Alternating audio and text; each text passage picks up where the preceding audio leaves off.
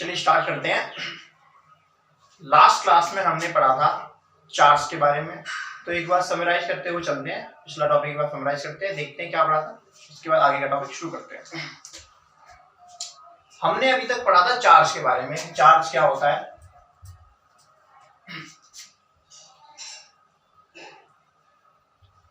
एक ऐसी क्वांटिटी जिसकी वजह से, जो कि इलेक्ट्रिकल फोर्सेस को रिस्पॉन्ड करती है, जिसकी वजह से इलेक्ट्रिकल फोर्सेस लग सकते हैं। ऐसा कुछ हमने चार्ज के बारे में पढ़ा था।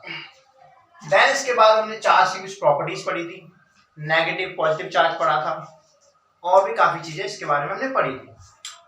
कुछ चीजें इसमें छूट गई हैं, जैसे कि चार्ज की कुछ properties about quantization of charge and conservation of charge. तो आज हम इस क्लास में इसको पढ़ेंगे। दूसरा हमने एक टॉपिक पढ़ा था कूलम्ब्स लॉ,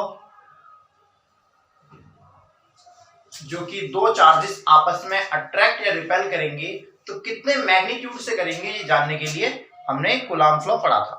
तो कूलम्ब्स लॉ क्या था हमारा? कूलम्ब्स लॉ ये था कि द फोर्स ऑफ अट्रैक्शन और repulsion between two charges is directly proportional to their square of their charges and inversely proportional to the square of their distance. K Q1 Q2 over R square.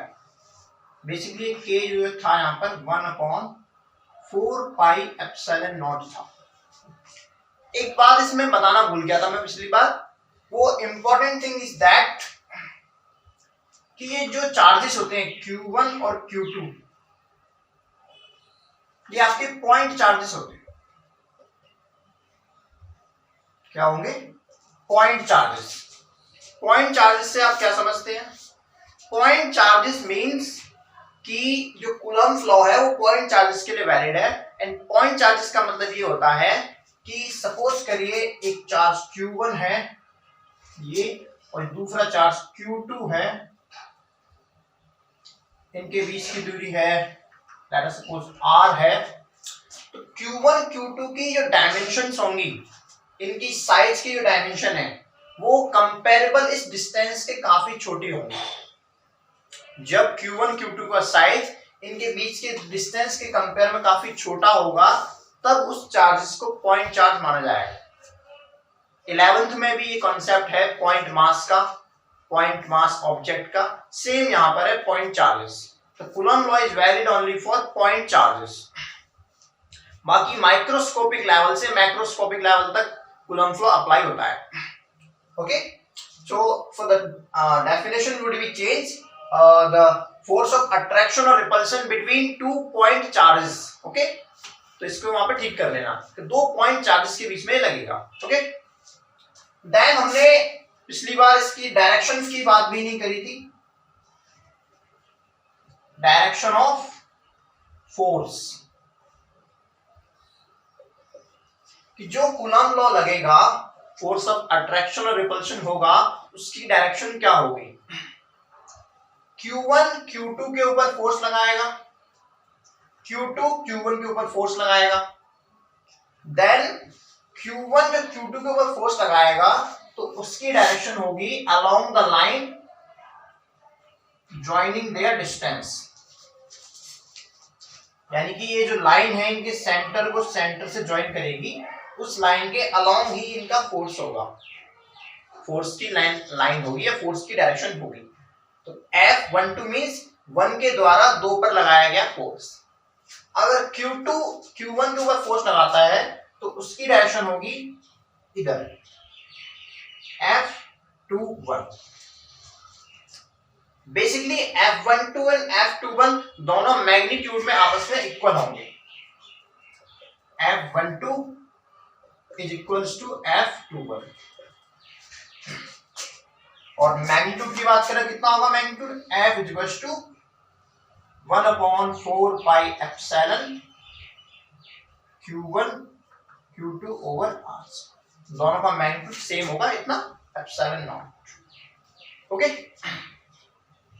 Then दोनों charges के जो sign थे वो similar थे, या तो दोनों charges positive हैं।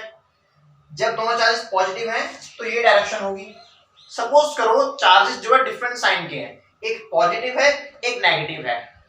जब दोनों पॉजिटिव है तब रिपल्शन होगा, तो ये वाला चार्ज इसको रिपेल कर रहा है, इसलिए इसको इधर की तरफ धकेल रहा है। ये चार्ज इसको रिपेल कर रहा है, इधर धकेल रहा है, इसलिए इस पर इधर की तरफ फोर्स लग रहा है। But when charges are opposite polarity, एक पॉजिटिव होगा और एक नेगेटिव होगा, तब क्या होगा, इनको ये लाइन होगी इनको ज्वाइन करने वाली, तो ये वाला चार्ज इस पर अपनी तरफ फोर्स लगाएगा। जो फोर्स लगेगा, अब इसको Q1 और इसको Q2 नाम दें, तो ये वाला चार्ज इसको अपनी तरफ अट्रैक्ट करेगा। तो attractive force along the line joining their centre ही होगा, यानी जो लाइन दो चार्जेस को ज्वाइन कर रही है उनके अलोंग लगेगा ये भी F12, एंड ये इसके ऊपर लगाएगा, ये इसके ऊपर इधर की तरफ लगाएगा F21. Okay, again these forces are equal in magnitude, not equal in direction, क्योंकि फोर्स आपका क्या है, वेक्टर क्वांटिटी है, तो मैग्नीट्यूड इनका सेम है बट डायरेक्शन क्या है, डिफरेंट है। इसकी डायरेक्शन इधर है और इसकी डायरेक्शन इधर है, तो इनको अगर मैं इक्वल लिखना है तो कुछ इस तरीके से लिख सकते हैं, vector F12 vector F12 is equals to minus का F21, ये भी कहा जा सकता है, यहाँ पर भी सेम यही लिख सकते हैं। ओके, तो ये कुछ चीजें थी जो हम पिछली क्लास में स्किप हो गई थी, इनके बारे में आज पढ़ रहे हैं।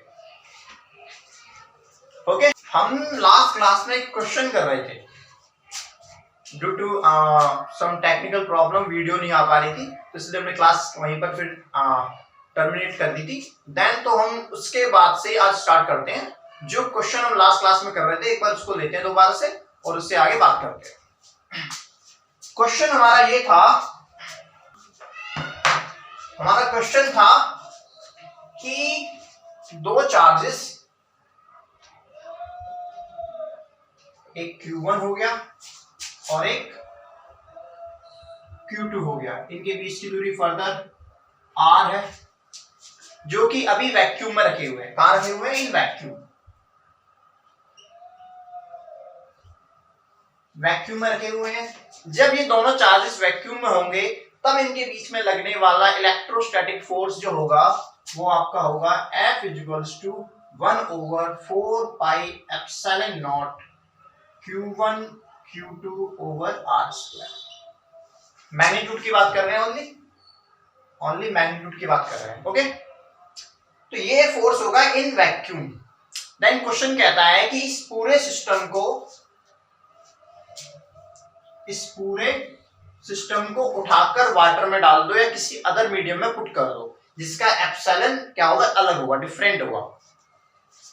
तो हमने क्या किया, इस पूरे सिस्टम को उठाकर पुट कर दिया एक अदर सिस्टम में जिसका एप्सिलॉन है, जिसका इलेक्ट्रिक परमिटिविटी एप्सिलॉन गिवन दिया हो। ठीक है, डिस्टेंस सेम है, अभी भी कोई इनके बीच की दूरी चेंज नहीं हुई है, ओनली क्या चेंज हुआ है, मीडियम चेंज हुआ है। तो मीडियम चेंज होने से जो इलेक्ट्रोस्टैटिक फोर्स था उस पर क्या फर्क पड़ेगा, वो कम होगा या ज्यादा होगा, हमें ये बताना था। क्वेश्चन में हमसे ये पूछा है कि what is the change in the electrostatic force by changing the medium between the charges. Okay, तो यहाँ पर इसको मैं F0 नाम देता हूँ, इसको मैं F' नाम देता हूँ। तो यहाँ पर हम फोर्स निकालेंगे तो फॉर्मूला होगा 1/4 पाई एप्सिलॉन लिखेंगे। अब एप्सिलॉन नॉट नहीं लिखेंगे। लास्ट क्लास में बताया था कि एप्सिलॉन नॉट जो होता है वो इलेक्ट्रिक परमिटिविटी है of free space, epsilon electric permittivity of medium, जो भी मीडियम हमें दिया हुआ है उसकी इलेक्ट्रिक परमिटिविटी एप्सिलॉन होगी, and Q1 Q2 over R²।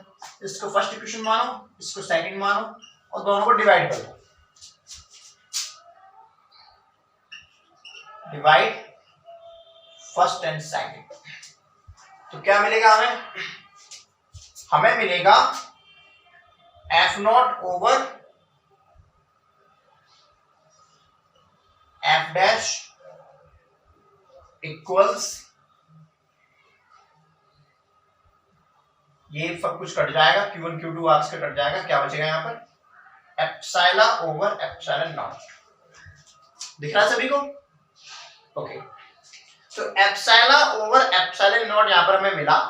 इस क्वांटिटी को मैंने नाम दिया था, इस रेशियो को, जो ये रेशियो है इसको हम एप्सिलॉन आर भी कहते हैं।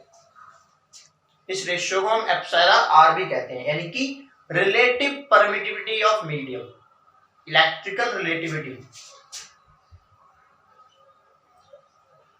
इसको के भी लिख सकते हैं, कैपिटल के। ये के उस के से डिफरेंट है जो इलेक्ट्रोस्टैटिक कांस्टेंट आया था कूलॉम्स लॉ में, जो इलेक्ट्रोस्टैटिक कांस्टेंट आया था उस के से के डिफरेंट है। इस के को नाम दिया गया है यहां पर dielectric constant, dielectric constant of medium, dielectric constant of medium. Epsilon R और के दोनों सेम है, इसको ये भी लिख सकते हैं, और इसको हम कहते हैं रिलेटिव, मैं इधर लिख देता हूं। एप्सिलॉन आर को हम लिखते हैं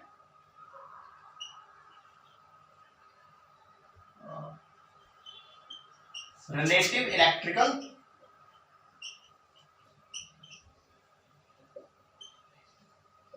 परमिटिविटी। एप्सिलॉन आर या के दोनों को सेम लिखते हैं, K mean dielectric constant of medium.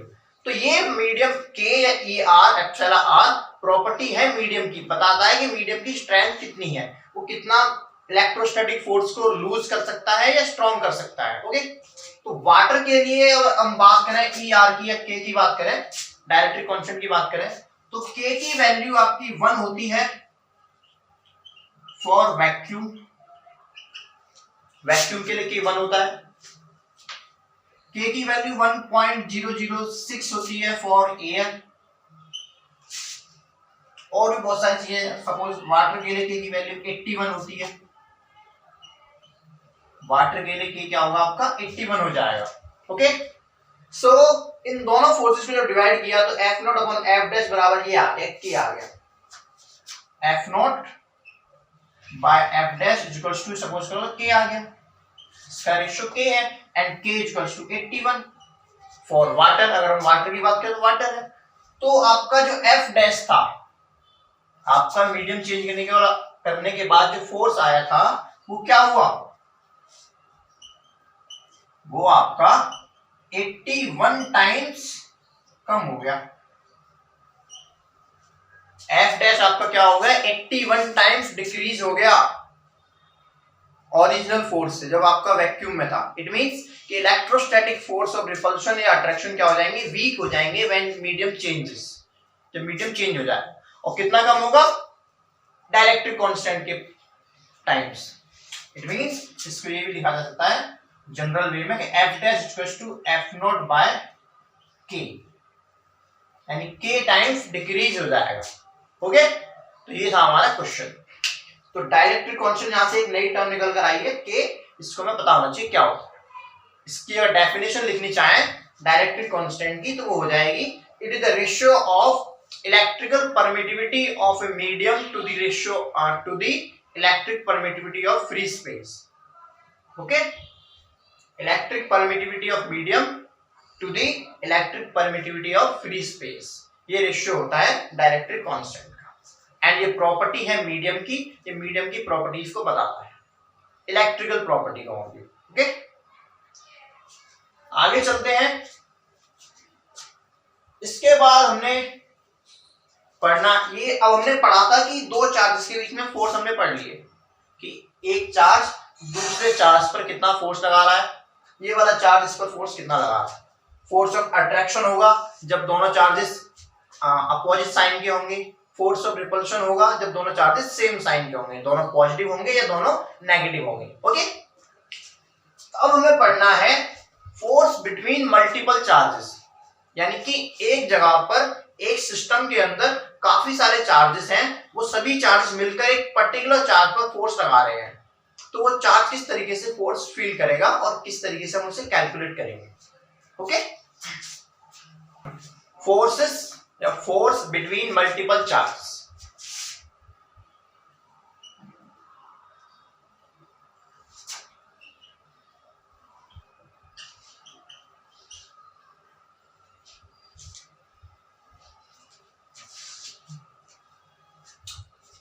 तो यहाँ पर हम बात करते हैं एक प्रिंसिपल की, जो आपने 11th में भी काफी सुना होगा, प्रिंसिपल ऑफ सुपरपोजिशन।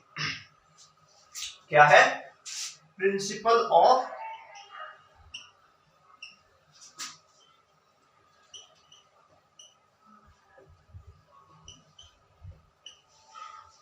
सुपरपोजिशन। इसमें क्या होता है कि लेट अस सपोज कि एक सिस्टम लेते हैं हम कोई,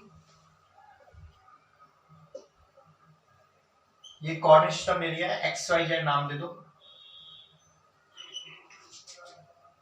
बहुत सारे चार्जेस हैं, सपोज एक चार्ज ये हो गया, एक Q1 है, ये Q2 है, ये Q3 है, ये Q4 है, यहाँ पर Q5 भी रख दो एंड सो ऑन। ये सभी चार्जेस मिलकर एक चार्ज के ऊपर फोर्स लगा रहे हैं। ओके, वो चार्ज सपोज करो यहाँ रखा हुआ है, ये है कोई चार्ज, इसको मैं कैपिटल Q से नाम देता हूँ, इस चार्ज को क्या नाम देता हूँ? Q2। तो इन सभी चार्जेस की वजह से इस चार्ज पर लगने वाला जो फोर्स होगा उसको हम किस तरीके से निकालेंगे? तो प्रिंसिपल ऑफ सुपरपोजिशन यहाँ पर यूज होगा। प्रिंसिपल ऑफ सुपरपोजिशन क्या कहता है कि जब भी बहुत सारे चार्जेस किसी एक पर्टिकुलर चार्ज पर फोर्स लगा रहे हैं, हमें फोर्स निकालना है due to all the charges on a particular charge, तो सभी फोर्सेस को आप बारी बारी निकालो, पेयर से निकालो एंड उन सभी का वेक्टर सम कीजिए। प्रिंसिपल ऑफ सुपरपोजिशन क्या है? The vector sum of all the forces applied by the charges on a particular charge. करते हैं एक बार, सपोज करो Q1 है, Q1 इसके ऊपर फोर्स लगाएगा, Q1 Q2 भी इसके ऊपर लगाएगा, Q3 भी लगाएगा, ये भी लगाएगा और ये भी लगाएगा। तो इन सभी की अलग अलग दूरियां होंगी, तो वन बाय वन हम हर एक को लेंगे। पहले बात करते हैं F1 की। तो F1 लगाएगा फोर्स, वेक्टर लेंगे, यहाँ पर वेक्टर यूज करेंगे क्योंकि हमें एडिशन कैसे करना है, समेशन कैसे करना है, वेक्टर ले करना है। सुपरपोजिशन प्रिंसिपल का यही मेन एम है कि वेक्टर सम होना चाहिए एक फोर्स का। तो इस Q के ऊपर लगने वाले सभी फोर्सेस का सम कैसे करेंगे? वेक्टर ले। तो F1 हो गया आपका, वही K लिख लेते हैं, K Q1 Q ओवर इनके बीच की दूरी सपोज करो इसको R1 0 मान लेते हैं, इसको Q नॉट लिख देता हूं। F2 इसकी वजह से इसको R2 0 मान लो, K Q2 Q not over R2 0 square, distance का स्क्वायर होता है ना। F3 की बात करें तो K Q3 Q not over R30 square. तो यहां पर हम बात कर रहे हैं F3 हो गया K Q3 Q not R3 का स्क्वायर, F4 लगाएगा इसके ऊपर same K Q4 Q not over R40 का स्क्वायर एंड F5 की बात कर लेते हैं, जो हो गया again K Q5 Q not over. तो ये 5 फोर्सेस हो गए एक Q नॉट चार्ज के ऊपर। तो इन सभी का समेशन करेंगे, तो वेक्टर समेशन करना है, सिंपली हमें नेट फोर्स निकालना है, net force on charge Q। Simply करना है क्या है, F1 vector plus F2 plus F3 plus F4 and plus F5। Simple इतना है वेक्टर सुपरपोजिशन प्रिंसिपल।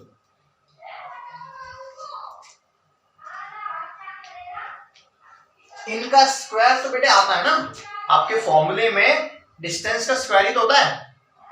जो आपका कूलाम फोर्स है वो इनवर्सली प्रोपोर्शनल होता है square of the distance between them. तो जो इनके बीच की दूरी है उनका स्क्वायर तो होगा ही। ये जो मैंने नीचे सिंबल दिया है ये तो सिंपली नेम दे दिया कि ये डिस्टेंस R2 है, ये वाला R1 है, ये R3 है, ये R30 है, ये R40 है, ये तो सिंपली सिंबल दिया है, ये स्क्वायर किया है क्योंकि वो फॉर्मूले में आता है। जब हमने कूलम्ब्स लॉ पढ़ा था तो वह फॉर्मूले में स्क्वायर आता है। ओके, तो इन सभी का समेशन वेक्टरली करना है। अब वेक्टर सम कैसे होता है ये आपने 11th में वेक्टर चैप्टर में बहुत अच्छे से पढ़ा होगा। ओके, तो बहुत सारे चार्जेस हम दिए होंगे जब हमें, तो इस तरीके से उनका हमें समेशन करके, वेक्टर समेशन करके उसके ऊपर नेट फोर्स निकालना है। ओके, आगे चलते हैं। यहां पर भी एक टॉपिक है जिसको हम अभी स्किप कर रहे हैं। देखिए अभी तक हमने जो पढ़ा यहां पर वो पढ़ रहे हैं पॉइंट चार्जेस के बारे में। ये सभी क्या थे? पॉइंट चार्जेस थे। पॉइंट चार्ज में समझा चुका हूं। ओके, तो अभी हम सारे पॉइंट चार्जेस की वजह से पढ़ रहे हैं कि पॉइंट चार्ज एक दूसरे पॉइंट चार्ज पर कितना फोर्स लगाएगा, उसकी वजह से कितना रिपल्शन अट्रैक्शन होगा। ठीक है, हमें अभी यहाँ पर एक कॉन्टिन्यूस बॉडी के बारे में भी पढ़ना है, जो कि अभी हम नहीं पढ़ रहे। अभी अगले नेक्स्ट क्लास में, नेक्स्ट टू नेक्स्ट क्लास में उसके बारे में डिस्कशन करेंगे जब तक वहां पहुंच जाएंगे। वो क्या है कि फिर बॉडी पॉइंट चार्जेस तो नहीं होती, एक स्फीयर भी होता है, एक बॉल है, बॉल को आपने चार्ज दे दिया तो बॉल भी चार्ज होगी, तो वो भी किसी के ऊपर फोर्स लगा सकती है। तो उन सारी बॉडी चीजों के बारे में हमें पढ़ना है जिसको हम बोलेंगे कॉन्टिन्यूस चार्ज डिस्ट्रीब्यूशन। अगर हम बात करें चार्ज डिस्ट्रीब्यूशन की बात करें, चार्ज किस तरीके से डिस्ट्रीब्यूट होता है, तो उसके दो तरीके हैं, एक डिस्क्रीट चार्ज डिस्ट्रीब्यूशन और एक कॉन्टिन्यूस चार्ज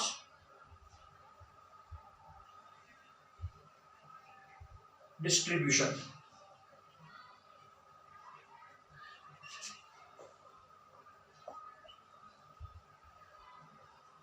तो अभी हमने पढ़ा है डिस्क्रीट चार्ज डिस्ट्रीब्यूशन। ये जो पॉइंट चार्ज का कंसेप्ट है वो डिस्क्रीट में आता है। कॉन्टिन्यूस में पढ़ेंगे स्फीयर के बारे में, सिलेंडर के बारे में, रॉड के बारे में और हेमिस्फीयर के बारे में, एक डिस्क के बारे में, रिंग के बारे में। ये सारी चीजें आएंगी आपकी कॉन्टिन्यूस चार्ज डिस्ट्रीब्यूशन में, जो कि हम नेक्स्ट टू नेक्स्ट क्लास में स्टार्ट करेंगे। ओके, तो नेक्स्ट टॉपिक हम स्टार्ट करते हैं, जो कि हमारा चार्जेस की कुछ प्रॉपर्टीज थी जो हमसे छूट गई थी, उनको एक बार डिस्कस करते हैं। तो अब डिस्कशन करते हैं about the properties of charge. Properties of charge में दो टॉपिक छूटे थे। पहला टॉपिक था हमारा quantization of charge.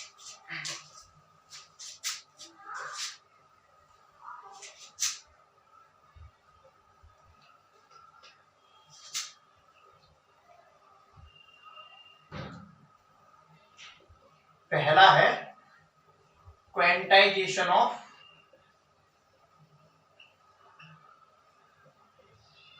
Charge. Quantization of charge से आप क्या समझते हैं? ये एक ऐसी प्रॉपर्टी है जो बताती है कि आपका चार्ज जो ट्रांसफर हो रहा है या किसी बॉडी के ऊपर चार्ज है, तो वो आपका फंडामेंटल यूनिट या फंडामेंटल जो बेसिक क्वांटिटी है चार्ज की, जो सोर्स मैंने बताया था इलेक्ट्रॉन और प्रोटॉन ही फंडामेंटल सोर्स है चार्ज की, तो उनके इंटीग्रल मल्टीपल में क्या होगा, आपका चार्ज होगा एक बॉडी पर। नहीं समझे? मैं दोबारा बताता हूं। पहले इसकी एक बार डेफिनेशन लिख देते हैं क्वांटाइजेशन ऑफ चार्ज की, कि the property, it is the property by virtue of which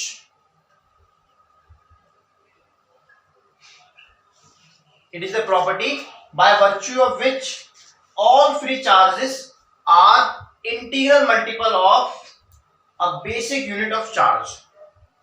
क्या है? all free charges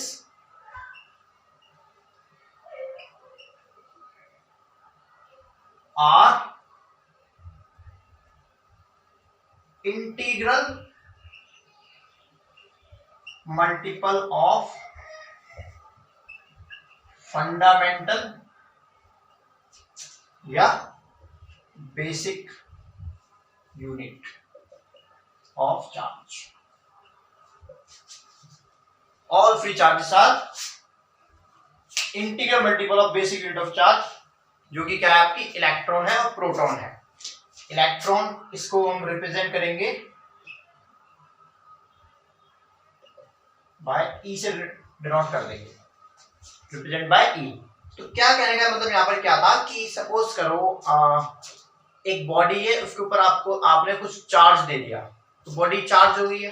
तो वो चार्ज जो उस पे होगा वो किसकी वजह से, इलेक्ट्रॉन की वजह से है। और चार्ज क्वांटाइजेशन का मतलब ये है कि वो चार्ज जो होगा Q, सपोज करो Q है, तो Q आपका N into E होगा, यानी इंटीग्रल नंबर ऑफ इलेक्ट्रॉन्स होंगे। यानी कि मान लो कि उसके बाद 10 इलेक्ट्रॉन है या 20 इलेक्ट्रॉन है या 50 इलेक्ट्रॉन है या 1 लाख इलेक्ट्रॉन है, 1 करोड़ इलेक्ट्रॉन है, लेकिन होंगे क्या, इंटीग्रल मल्टीपल में होंगे इलेक्ट्रॉन्स की। ऐसा नहीं कि आधा इलेक्ट्रॉन ट्रांसफर हुआ हो, ठीक है। और E कितना होता है आपका, E की वैल्यू, और E पर चार्ज कितना होता है, 1.6 into 10⁻⁻19 कूलम। तो E के मल्टीपल में ही चार्ज हमेशा ट्रांसफर होगा और आपका कंजर्व होगा। कंजर्व नहीं, एक बॉडी के ऊपर चार्ज होगा तो हमेशा क्या होगा, वो इंटीग्रल मल्टीपल ऑफ इलेक्ट्रॉन होगा।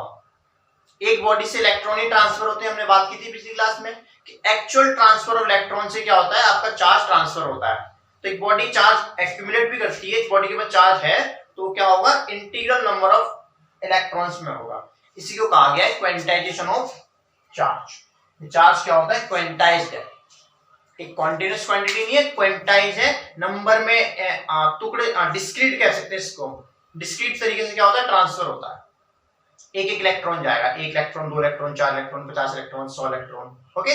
तो Q इक्वल्स टू Ne, ये आपका क्वांटाइजेशन ऑफ चार्ज है। दूसरी प्रॉपर्टी है हमारी यहाँ पर conservation of charge. Conservation of charge से आप क्या समझते हैं,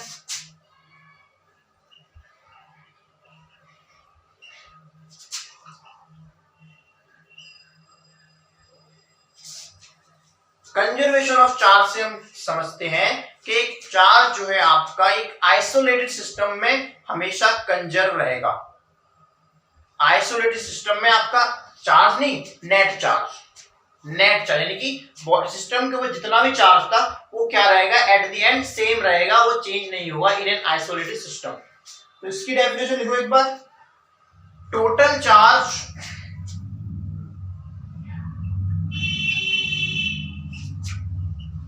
of an isolated system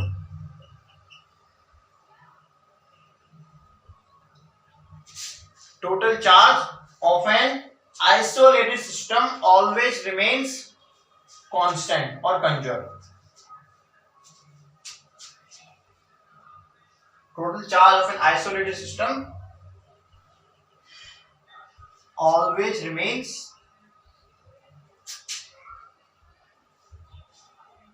constant और कंजर्व, हमेशा कांस्टेंट रहेगा, कंजर्व रहेगा टोटल चार्ज एक सिस्टम के अंदर। आइसोलेटेड सिस्टम की यहां पर हमने बात की। एक और चीज है कि आप चार्ज को क्रिएट और डिस्ट्रॉय नहीं कर सकते, यानी कि सिस्टम में जो चार्ज है आप उसको क्रिएट नहीं कर सकते, आप उसको डिस्ट्रॉय नहीं कर सकते, लेकिन क्या कर सकते हैं, आप कन्वर्ट कर सकते हैं चार्ज को, नहीं पार्टिकल्स। एक पार्टिकल दूसरे पार्टिकल में कन्वर्ट होता है, उसी को बस बोला जाता है कि चार्ज आपका कन्वर्ट हो रहा है, ओके। लेकिन नेट चार्ज क्या होगा इस सिस्टम के ऊपर, हमेशा कंजर्व रहेगा। कुछ बहुत सारे फिनोमिना हैं, जैसे कि आपका पेयर प्रोडक्शन फिनोमिना है, मैटर एनिहिलेशन है, ये कुछ फिनोमिना है जहां पर आपका चार्ज कंजर्वेशन होता है और एक पार्टिकल से दूसरे पार्टिकल में कन्वर्जन चलता रहता है। प्रोटॉन आपका न्यूट्रॉन में कन्वर्ट होता है, न्यूट्रॉन आपका अगेन प्रोटॉन में कन्वर्ट हो जाता है। तो प्रोटॉन के ऊपर तो चार्ज है, न्यूट्रॉन के ऊपर चार्ज नहीं होता। तो प्रोटॉन जब न्यूट्रॉन में कन्वर्ट हुआ तो उसका चार्ज कहां चला गया, तो वो क्या हुआ, कन्वर्ट हो गया किसी दूसरी चीज में, सपोज करो इलेक्ट्रॉन में हो गया, किसी और चीजों में हो गया। तो इन सब के बारे में हम डिस्कशन करेंगे आपके न्यूक्लियाई चैप्टर में। हमारे 12th क्लास में न्यूक्लियाई पूरा हमारे पास चैप्टर है, वहां पर हमें सारे फिनोमिना पढ़ने हैं, pair production and matter annihilation, okay. तो आगे चलते हैं, अब हमें एक क्वेश्चन ले लेते हैं। एनसीईआरटी का ये क्वेश्चन है, शॉर्ट एग्जांपल एनसीईआरटी का एक क्वेश्चन करते हैं, इसको रख कर देता हूं। एनसीईआरटी का शॉर्ट एग्जांपल है। क्वेश्चन क्या है कि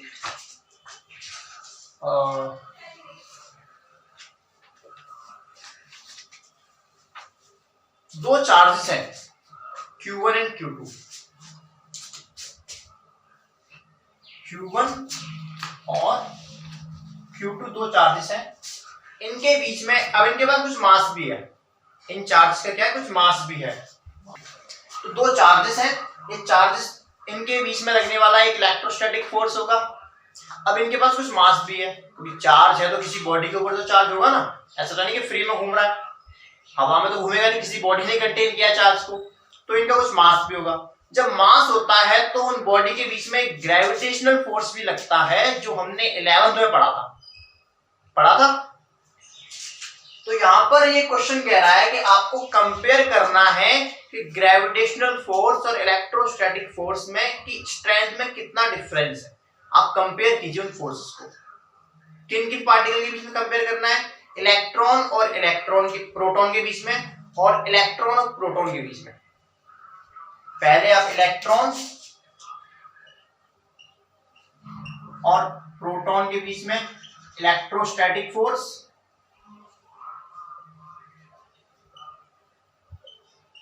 एंड ग्रेविटेशनल, इन दोनों को कंपेयर कीजिए। उसके बाद नेक्स्ट में प्रोटॉन और प्रोटॉन को ले लो, कितना डिफरेंस आएगा।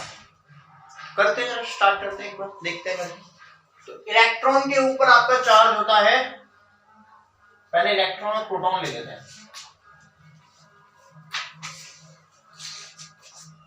इसको रफ करता हूं। इलेक्ट्रॉन और प्रोटॉन ले लेते हैं। इनके पैरामीटर्स आपको पता होंगे, जहां तक मुझे लगता है ऐसा कि इलेक्ट्रॉन के ऊपर जो चार्ज होता है वो 1.6 इंटू 10⁻⁻⁹ कूलम होता है नेगेटिव। प्रोटॉन के ऊपर भी सेम चार्ज होता है,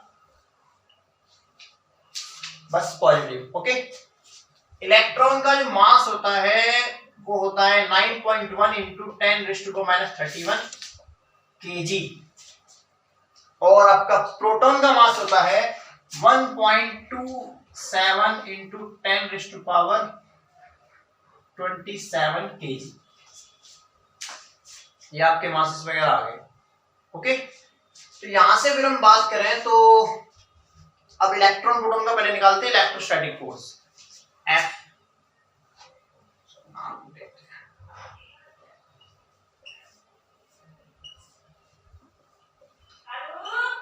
इलेक्ट्रोस्टैटिक फोर्स निकालते हैं, Fe नाम देता हूं इसको। क्या निकलेगा? 1/4 पाई एप्सिलॉन नॉट, ये लिखेंगे, फॉर्मूला है। इसका चार्ज E है, इसको E से लिखते हैं, इसका चार्ज भी E है, दोनों को E से लिखते हैं, ठीक है। तो सेम चार्ज तो E से डिनोट कर सकते हैं, तो E इंटू E ओवर इनके बीच की दूरी।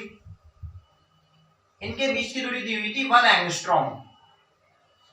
एंगस्ट्रॉम पता है ना, 10⁻⁻10 metre. 1 angstrom equals to 10⁻⁻10 metre. ये आपको दी हुई है दूरी दोनों चार्जेस के बीच की। अब एंगस्ट्रॉम भी देंगे भाई, दो इलेक्ट्रॉन प्रोटॉन है, छोटे छोटे ऑब्जेक्ट है, इनको 1 मीटर की दूरी पर रखेंगे तो ये तो फील ही नहीं करेंगे इलेक्ट्रोस्टैटिक रिपल्शन। इनका खुद का साइज इतना छोटा है कि पॉइंट से भी बहुत छोटे हो जाएंगे, दिखाई भी नहीं देंगे, तो इनको इसी दूरी पर रखा जाएगा, r²। तो ये हो गया इसके लिए इलेक्ट्रोस्टैटिक, ठीक है। अभी वैल्यू पुट नहीं कर रहे, वैल्यू लास्ट में पुट करेंगे जब कंपेयर करेंगे। अब बात करते हैं ग्रेविटेशन की। ग्रेविटेशनल फोर्स की बात करें तो वो कितना हो जाएगा भाई? Fg बराबर 1/r। किसी को याद है ग्रेविटेशनल फोर्स का फॉर्मूला जो होता है दो मासेस के बीच में? किसी को याद है? एक बार मैसेज करो जरा। Gmm/r², correct. Capital G means gravitational constant, universal gravitational constant. m and दूसरा m, ये इसका मास ले ले, इसको me लिख देते हैं, इसको mp लिख देते हैं। ओके, डिवाइडेड बाय इनके बीच की दूरी r²। अब इन्हें कंपेयर करते हैं। कंपेयर करेंगे तो क्या करेंगे? इनको डिवाइड कर देंगे फर्दर, ये फर्स्ट सेकंड, इनको डिवाइड करते हैं तो डिवाइड करके क्या आएगा? Fe/Fg इज इक्वल्स टू, इस g की वैल्यू पता है सभी को, पता होगी। इस g की वैल्यू होती है 6.67 इंटू 10⁻⁻11 न्यूटन मीटर स्क्वायर पर kg स्क्वायर। और इसकी वैल्यू तो पता ही है, अभी बात करी थोड़ी देर पहले हमने इसके बारे में। तो कंपेयर करेंगे तो ये सब कुछ r² कट जाएगा ओनली, बाकी कुछ नहीं घटेगा। इसको मैं k लिखता हूं, k/g e स्क्वायर MEMP, बस डिस्टेंस कट जाएगा, ये आ गया। सारी वैल्यू पुट करो और निकालो कि कितना आएगा। होमवर्क है, कैलकुलेशन चेक करनी है आप लोगों की, क्या आप लोगों को कैलकुलेशन आती भी है या फिर नहीं। e की वैल्यू यहाँ पर 1.6 इंटू 10⁻⁻19 स्क्वायर हो जाएगी, डिवाइड बाय g की वैल्यू 6.67 इंटू 10⁻11 हो जाएगी। मास me है आपका 9.1 इंटू 10⁻31 हो जाएगा, इंटू प्रोटॉन का हो जाएगा 1.27 इंटू 10⁻27। इन सभी कैलकुलेशन को करके जो रिजल्ट आपको मिलेगा वो लगभग 10⁻36 ऑर्डर का होगा। यहाँ पर कुछ समथिंग 3 पॉइंट समथिंग में भी कुछ आंसर आएगा, आप करके देख लेना। ओके, तो 10⁻36 ऑर्डर का आपको क्या आ रहा है, रेशियो आ रहा है। इसका मतलब क्या हुआ कि Fe/Fg यानी इलेक्ट्रोस्टैटिक फोर्स ग्रेविटेशनल फोर्स से 10⁻36 टाइम क्या है, स्ट्रॉन्ग है। यानी और दो आपके दोनों इलेक्ट्रॉन और प्रोटॉन है यहाँ पर, तो अगर इलेक्ट्रॉन और इलेक्ट्रॉन हो जाता तो दोनों रिपेल करते, अकॉर्डिंग टू इलेक्ट्रोस्टैटिक फोर्स ये रिपेल करते, but according to gravitational force attract करते, क्योंकि ग्रेविटेशनल फोर्स ओनली क्या करते हैं, अट्रैक्टिव होते हैं, देयर आर नो रिपल्शन। लेकिन इलेक्ट्रोस्टैटिक फोर्स इतने स्ट्रॉन्ग है कि उनको आपस में अट्रैक्ट नहीं होने देते, इतने ज्यादा स्ट्रॉन्ग है, बहुत ज्यादा। पढ़ा भी था हमने, ऑर्डर पढ़ा होगा आपने 11th में, हमने ऑर्डर पढ़ा था। 4 फंडामेंटल फोर्सेस का ऑर्डर था वो क्या था, 1:10:25:36:10:38। ग्रेविटेशन, वीक न्यूक्लियर, इलेक्ट्रोमैग्नेटिक और स्ट्रॉन्ग न्यूक्लियर, ये रेशियो था। तो देखो ग्रेविटेशन के इसके बीच में रेशियो क्या है, 10⁻36। कैलकुलेशन से भी आ रहा है, हो गया प्रूफ, यही था। अगला वाला आप खुद कर लेना। ये हमने करा इलेक्ट्रॉन और प्रोटॉन के बीच में, आप प्रोटॉन और प्रोटॉन के बीच में खुद करके देखना, ठीक है। तो ये एनसीईआरटी का एक शॉर्ट एग्जांपल है, आप देख सकते हैं बुक से। इसके बाद चलते हैं आगे, एक और क्वेश्चन ले लेते हैं। क्या आपको होमवर्क के लिए देते हैं एक क्वेश्चन आपको होमवर्क में लिखने के लिए देते हैं, नोट करिए एक बार। होमवर्क के लिए क्वेश्चन लिख लीजिए। कंसीडर 3 चार्जेस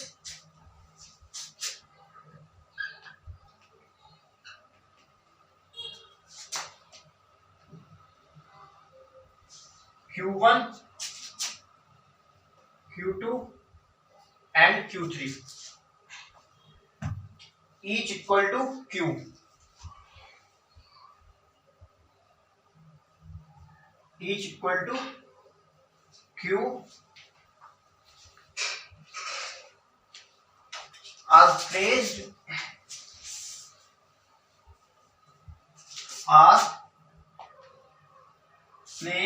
at the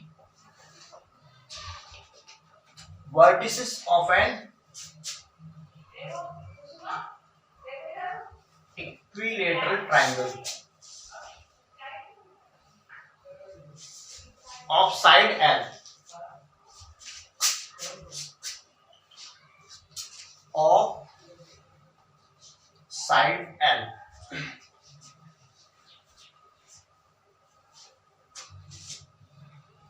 तो क्वेश्चन पूछता है आपसे,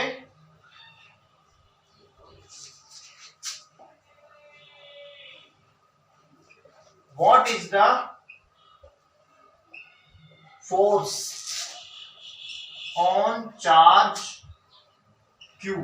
चार्ज Q के ऊपर क्या फोर्स लगेगा, जहां पर आपके Q चार्ज का साइन है विद द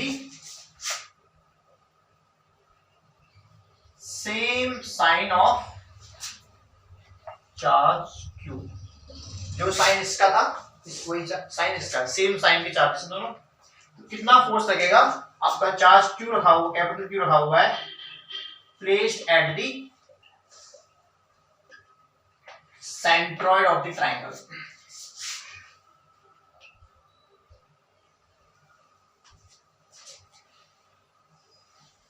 यहां पर आपको प्रिंसिपल ऑफ सुपरपोजिशन लगाना है। ओके, तो ये आपको होमवर्क करना है घर से, नेक्स्ट क्लास में, या मुझे इसकी पिक सेंड करना। तो अब करते हैं हम थोड़ी सी बात इलेक्ट्रिक फील्ड के बारे में। इलेक्ट्रिक फील्ड क्या है?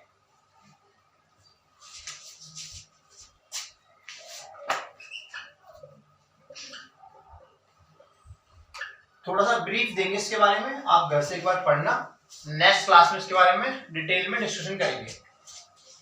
इलेक्ट्रिक फील्ड को इस तरीके से मान लो इसको कि एक कोई चार्ज है, कोई भी पॉइंट चार्ज हो गया है, कोई बॉडी होगी, व्हाटएवर, कोई भी एक चार्ज है, वो अपने चारों तरफ एक ऐसा फील्ड जनरेट करता है जिसके अंदर कोई दूसरा चार्ज, कोई अनदर चार्ज अगर आए तो वो उसकी प्रेजेंस को फील करेगा।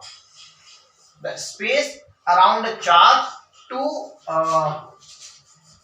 क्या कहेंगे, इसकी प्रेजेंस को फील करेगा कोई अनदर चार्ज, यानी कि वो फील करेगा, इलेक्ट्रोस्टैटिक फोर्स होगा, इलेक्ट्रोस्टैटिक रिपल्शन फील करेगा या इलेक्ट्रोस्टैटिक अट्रैक्शन फील करेगा।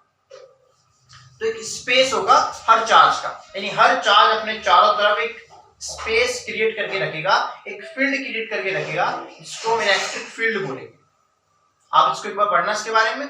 यहां तक हमारा हो गया इलेक्ट्रिक फील्ड तक। इलेक्ट्रिक चार्जेस के बारे में हमने काफी कुछ पढ़ लिया है, काफी सारे क्वेश्चन आपको एनसीईआरटी में मिल जाएंगे, प्लस हेल्प बुक वगैरह में भी मिल जाएंगे। हेल्प बुक की अगर बात करें, थोड़ी सी डिस्कशन कर लेते हैं बुक्स के बारे में, कि आपको कौन सी बुक प्रेफर करनी है। हालांकि 11th में आपने बुक लगाई होंगी बहुत सारी।